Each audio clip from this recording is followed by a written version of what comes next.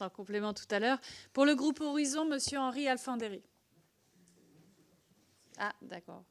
Monsieur Henri Alfandari, alors. Merci Madame la Présidente, Madame la rapporteure, chers collègues. Le groupe Horizon n'accompagnera pas votre proposition de loi pour toutes les raisons qui ont été évoquées par nos collègues.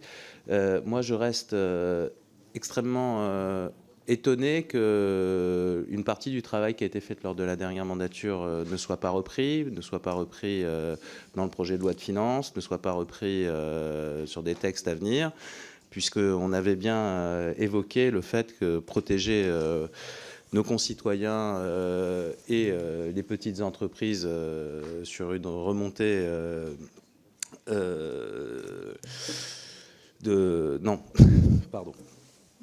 sur une remontée des postes de transformation, enfin de passer le tarif réglementé à 256 kVE, ce qui aurait été une solution pour protéger le plus grand nombre. Bien entendu, aussi sur les prix du nucléaire et du successeur post-Arendt, d'avoir un encadrement du prix, dont les prix soient clairement écrits à l'intérieur de la loi, indépendamment du cadre de la négociation. Hein. Peut-être que ce n'est pas le bon tarif qui était mis, mais il aurait fallu inscrire ce tarif. Et d'une manière générale, si on veut protéger nos concitoyens des aléas du marché, la meilleure des choses, c'est de produire et c'est d'avoir une énergie en abondance, ce qui ne veut pas dire qu'il faut la gâcher en termes de consommation, mais il faut bien supprimer les 2/3 d'énergie fossile qu'on a dans notre mix, qui sont 2/3 d'énergie d'importation, et plus on se couvrira des importations, et mieux on garantira un prix à nos concitoyens. Donc moi, ce que je vois, c'est que ces questions-là sont absentes de votre proposition de loi.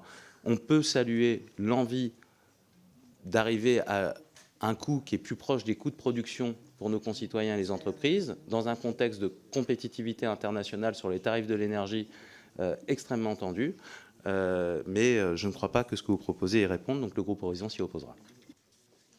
Merci, Monsieur Alfandari. Madame la rapporteure. Oui, effectivement. Je rappelle quand même que faire payer l'électricité au coût de production, c'était une promesse du président de la République, une des nombreuses qui ne tiendra pas sur ce sujet-là et sur d'autres. Vous me posez la question de baisser la consommation. Excusez-moi, Monsieur Alfandari. Je suis entièrement d'accord avec vous. D'ailleurs, c'est pas si cette PPL, c'est une niche, hein, mais dans le budget de l'État, nous nous sommes battus pour le rétablissement des crédits à la rénovation énergétique et à l'électrification du parc des véhicules. C'est bien parce que nous avons l'ambition de réduire notre dépendance aux énergies fossiles, au gaz et au pétrole. Néanmoins, c'est le gouvernement actuel qui est en train de baisser ses crédits et de façon assez substantielle. Nous n'avons pas de solution. On nous oppose l'austérité budgétaire. Nous vous proposons une solution qui arrête de jeter de l'argent dans les fenêtres mal isolées. Parce qu'encore une fois, moi, je veux bien qu'on continue de discuter. Il y a un rapport de la Cour des comptes qui est définitif sur ce sujet. Le système mis en place n'a pas fonctionné, nous a coûté excessivement cher et il faut proposer autre chose.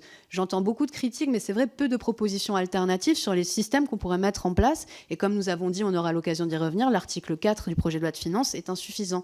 Et c'est de la part des aveux aussi des consommateurs d'énergie industrielle. Nous avons auditionné le CLE, nous avons auditionné des fédérations de PME industrielles. Ils sont tous d'accord pour le fait de revenir à un TRVE au coût de production au plus proche, avec une marge d'investissement normale pour EDF. Merci, Madame la rapporteure. Pour le groupe GDR, Madame Emeline Kaby.